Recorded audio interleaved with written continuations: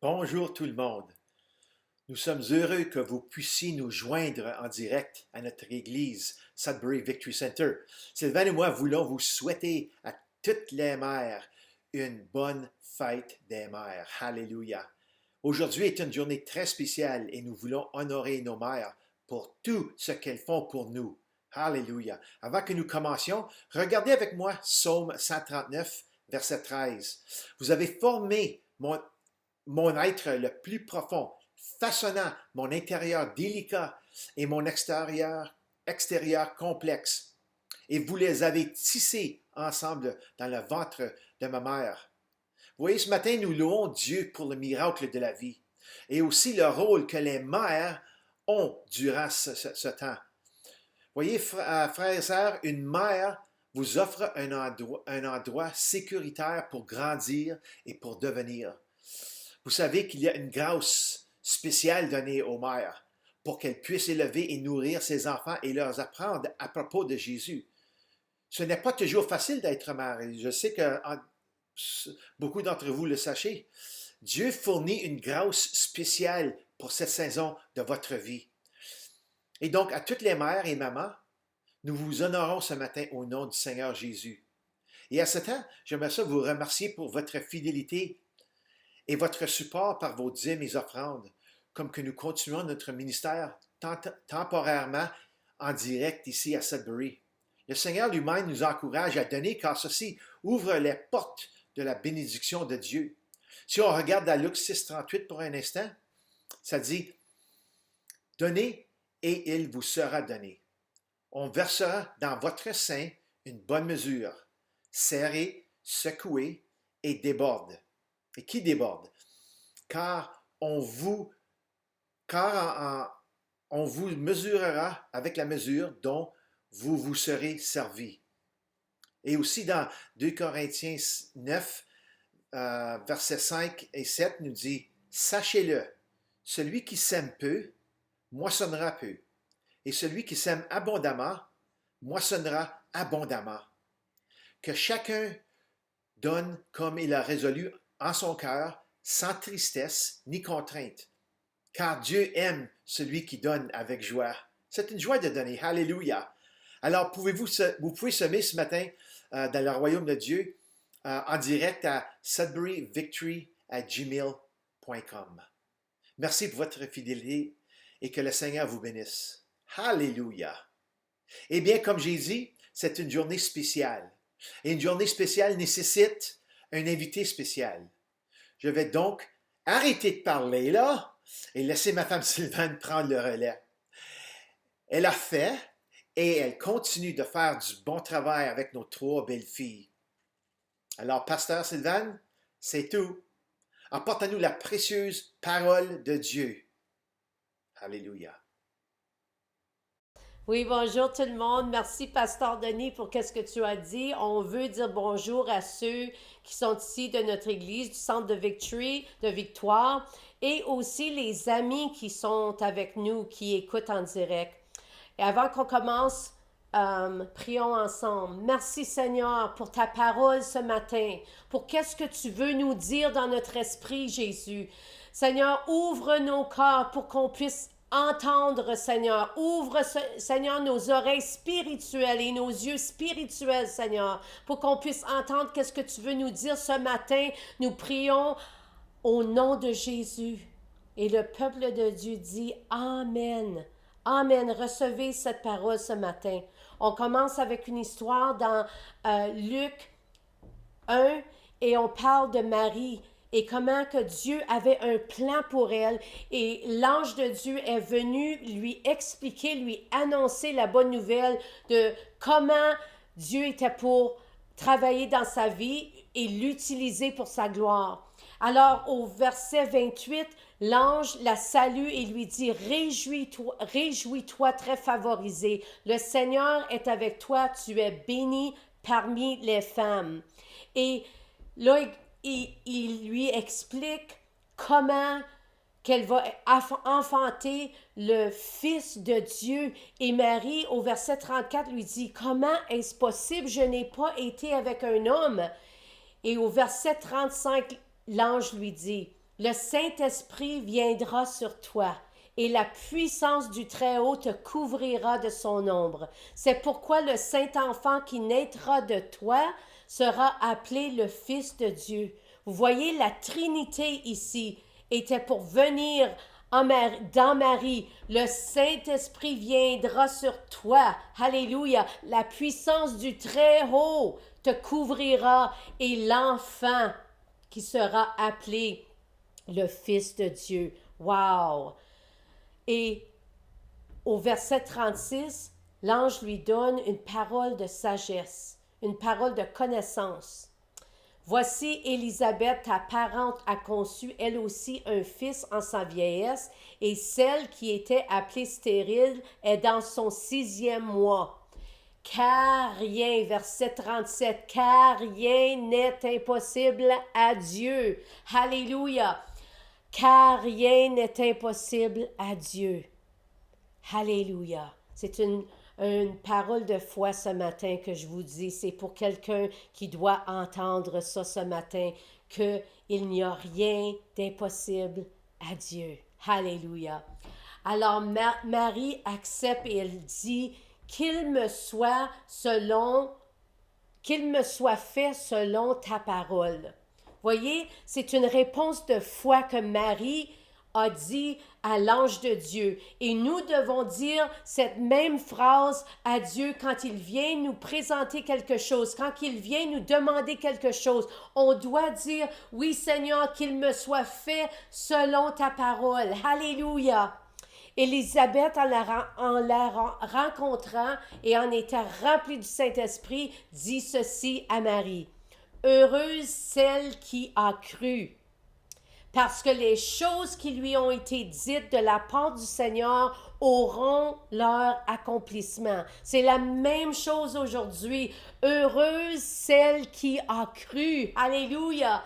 Parce que les choses qui lui ont été dites de la part du Seigneur auront leur accomplissement. Nous avons le choix, n'est-ce pas? Nous avons le choix de croire ou de ne pas croire. Alors, retournons à cette histoire pour un moment et on va voir la réponse de Zacharie dans Luc 1, verset 6. Voyez, ça dit dans le verset 6 que Zacharie et Élisabeth étaient tous deux justes devant Dieu.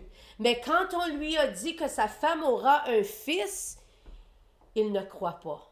Alors l'ange lui dit, au verset 20, et voici, tu seras muet et tu ne pourras parler jusqu'au jour où ces choses arriveront parce que tu n'as pas cru à mes paroles qui s'accompliront en leur temps.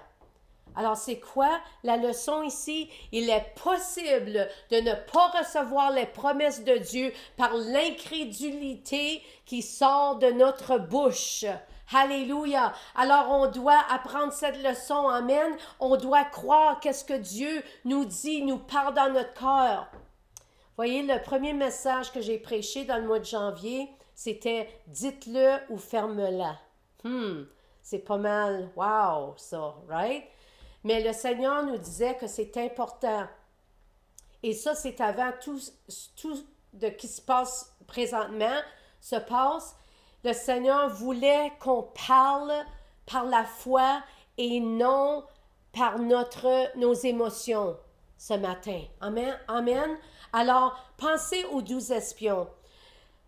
Dieu leur a dit qu'ils hériteraient la terre promise. 10 espions sont revenus et décrièrent devant les enfants d'Israël le pays qu'ils avaient exploré. C'est plein d'ennemis là-bas. Ils sont des géants. Alors, verset 10, Caleb fit taire le peuple qui murmurait contre Moïse. Il dit, montons, emparons-nous du pays, nous y serons vainqueurs. Alors, quand Dieu nous dit quelque chose, on doit le croire. Même lorsque les détails de la façon dont cela sera fait ne sont pas clairs. Amen. Marie est un modèle d'obéissance, une personne qui a vécu ce qu'elle disait et ce qu'elle croyait. Parce que quand elle a dit aux serviteurs au mariage de Cana, ce qu'il vous dit, faites-le, elle-même, elle a vécu cette vérité. Elle a vécu ça parce que quand le Seigneur lui a dit oui, le Seigneur lui a demandé, c'est ça qui va t'arriver, Marie, je veux utiliser ta vie. Et elle a dit, oui, Seigneur, fais-le. Alors, elle dit cette même phrase aux gens dans Jean 2, verset 5. Et qu'est-ce qui s'est passé à travers de ça? Le miracle. Un miracle est arrivé.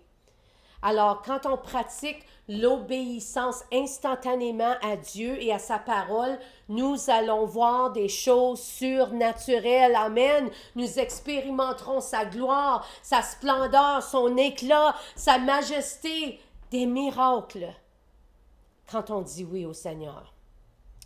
Les rêves et les paroles prophétiques que j'ai reçues récemment, c'est pour nous montrer qu'il veut que nous comprenions l'époque dans laquelle nous vivons maintenant.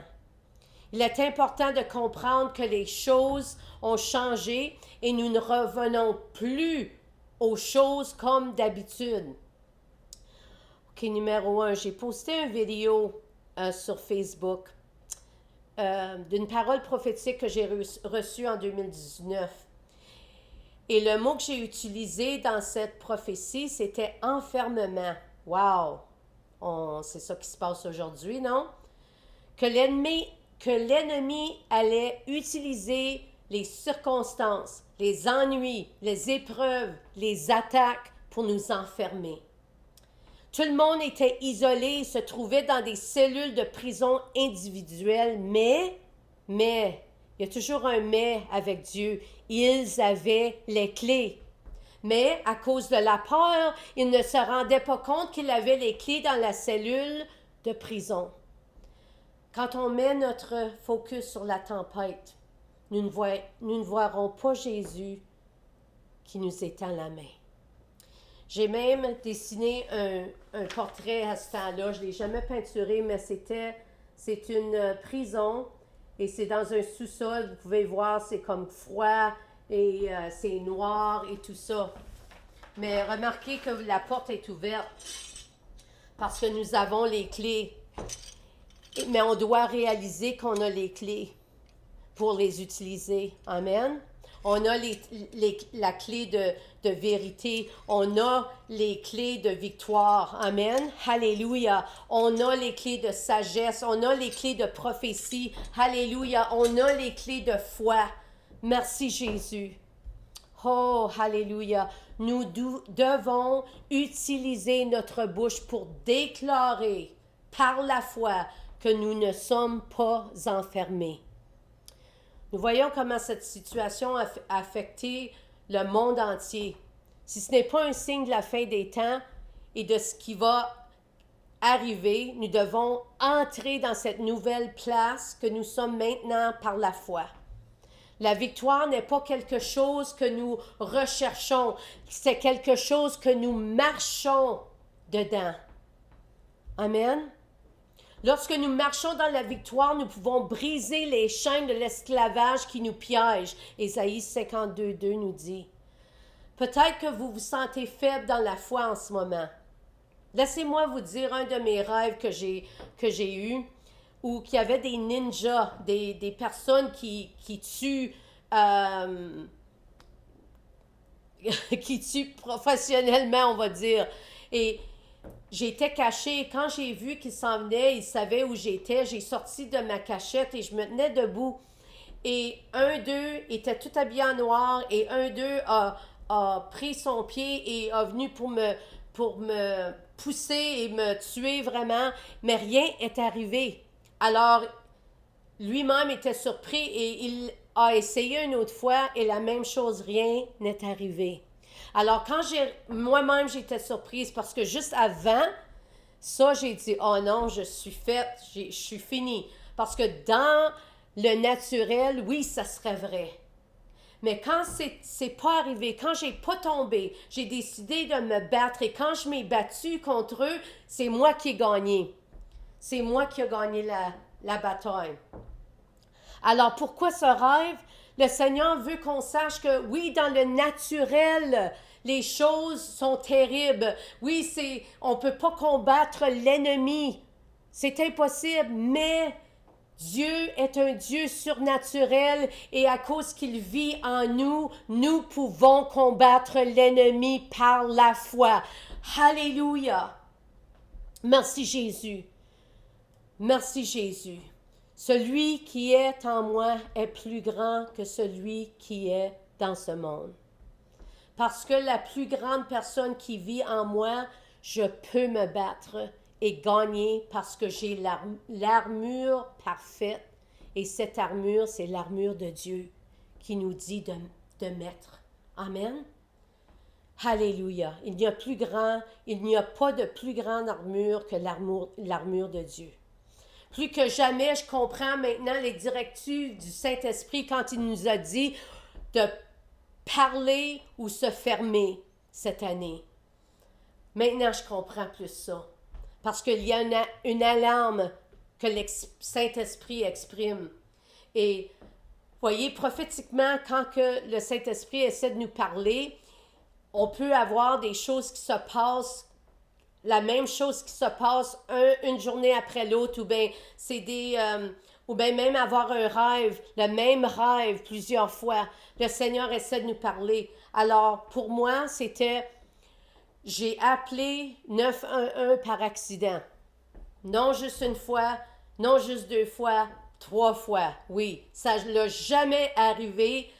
Dans toutes les années que j'ai eu un téléphone, ça ne l'a jamais arrivé avant ce temps-ci. Alors, la première fois, j'ai raccroché très vite. J'ai entendu un son qui était différent. Alors, j'ai raccroché. Oh non!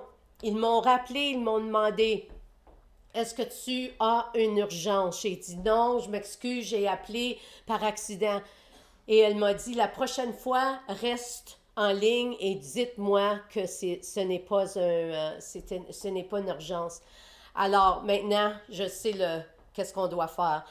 Et la deuxième fois, j'ai pesé en temps. Et la troisième fois, ça venu de Denis. Quand je parlais à mes filles, je leur expliquais qu'est-ce qui s'avait passé. Lui-même nous a dit, « Hey, moi aussi, c'est arrivé cette semaine. » J'ai dit, « Voyons donc, qu'est-ce qui se passe? » Et une soirée, pendant que j'étais couchée, je me préparais pour me coucher et je regardais des petites vidéos d'animaux. Une prédication est venue et la femme a commencé, je la connais pas, elle a commencé à dire que quand Dieu veut te dire quelque chose, il va causer des situations, des mêmes situations à arriver pour avoir ton attention. Et pour moi, elle a dit c'était l'appel de 911. Vous pouvez être sûr que j'ai écouté ce message-là. Je savais que le Saint-Esprit voulait que j'écoute. Alors, de ce message et après avoir appelé 911, on sait il y a une urgence. Et c'est quoi l'urgence? C'est qu'on doit savoir. Il y a des leçons que le Seigneur veut qu'on apprenne parce que nous sommes sur l'autre bord maintenant. Nous avons traversé à quelque part d'une place qu'on n'a jamais traversée avant. Et quand on traverse à quelque part de nouveau, nous devons changer notre mentalité. Nous devons grandir dans la foi parce que c'est une nouvelle place. Amen. Alléluia. Nous devons être comme Marie et non comme Zacharie. Deux croyants, deux croyances différentes. Une est devenue muette par Dieu. En janvier 2020, j'ai eu un rêve où il y avait un groupe de personnes qui étaient ensemble et quelques-uns d'entre nous, on a pu voir qu'est-ce qui se passait dans les cieux. Il y avait des anges qui montaient une échelle et descendaient. Et il y avait une bataille dans un côté et l'autre, c'était dans la nature, les gens parlaient ou ils se battaient. Quelques-uns d'entre nous pouvaient tout voir, qu'est-ce qui se passait dans les cieux. On voyait qu'est-ce qui se passait là et qu'est-ce qui se passait à l'autre place. Alors je crois que Dieu nous montrera cette année et dans les années à venir ce que les autres ne peuvent pas voir. Avec les yeux de la foi, nous verrons la réalité spirituelle dans les autres que les autres ne peuvent pas voir. Dieu veut toujours nous parler. Amen. Il veut avoir une relation avec nous comme il l'a prévu au début avec Adam et Ève. C'est seulement à cause de leur péché qu'ils ont été séparés de Dieu. Mais merci Jésus qu'il est venu sur la terre à travers d'un corps obéissant, à travers d'une femme obéissante qui a dit oui à Dieu. Et il est mort sur la croix, il a ressuscité des morts. Et maintenant, nous avons cette relation avec Dieu qui est pareil qu'au commencement des temps. Jésus a ramené cette relation intime avec Dieu qu'on avait perdue à cause du péché. Alléluia! C'est tellement une belle chose d'être dans sa présence. Alléluia! Alors, lorsque nous parlons et agissons comme il le veut, la vie des gens seront transformées. Alors, on doit parler par la foi. On doit parler par l'amour et la paix. C'est ça qu'on doit dire, c'est ça qu'on doit déclarer dans ce monde. Voyez, dans Luc 10, nous voyons que les disciples ont eu une direction et c'était de montrer le royaume de Dieu et d'aller dans les maisons des gens et de leur exprimer que Jésus était vivant, que Dieu, le royaume de Dieu était ici et de guérir les malades. Voyez? Alléluia! Alors, quand on agit par notre foi, on voit des résultats. Alléluia! Alléluia! Merci Jésus. Une autre histoire d'une autre Marie, dans Luc 10, 38 à 42. Ici, Jésus est venu pour une visite sur ses amis, Martha et Marie. Et Martha préparait des choses et elle n'était pas contente parce que Marie était assise au pied de Jésus et elle voulait de l'aide. Alors elle a été voir Jésus et lui a dit « J'ai besoin d'aide ». Alors Jésus lui dit ceci au verset 41. « Martha, tu es inquiète et inquiète pour beaucoup de choses, mais une chose est nécessaire. Et Marie a choisi cette bonne partie qui ne lui sera pas enlevée. » Voyez, Marie a choisi la présence de Jésus. Réalisons-nous à quel point sa présence est précieuse. Martha était occupée par les choses naturelles. Et une fois que cet enfermement que nous sommes dedans est fini et nous continuerons, on avancerons dans les choses et on va être occupé parce qu'on va aller ici, on va aller là. on ne doit pas oublier cette relation intime avec Jésus. Amen. On doit réaliser que sa présence, vous voyez, lorsque nous cherchons Jésus en premier, nous découvrons que nous ne sommes jamais vraiment seuls ou sans aide. Hébreux 13, 5.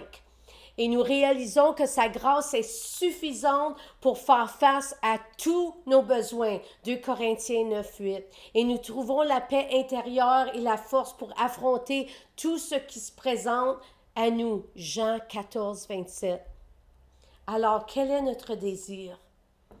Pour David, c'était sa présence, la présence de Dieu. En Psaume 27, 4 à 5, nous dit: une chose que j'ai désirée de l'Éternel, c'est celle que je chercherai, afin que j'habite dans la maison de l'Éternel tous les jours de ma vie, pour contempler la beauté de l'Éternel et pour enquêter dans son temple. Car au temps de la détresse, il me cachera dans son pavillon. Dans le lieu secret de son tabernacle, il me cachera. Il me mettra haut sur un rocher. Lorsque nous désirons habiter en lui et avec lui, même si ce monde peut nous tenter et troubler notre paix, Dieu nous couvrira de sa présence impénétrable.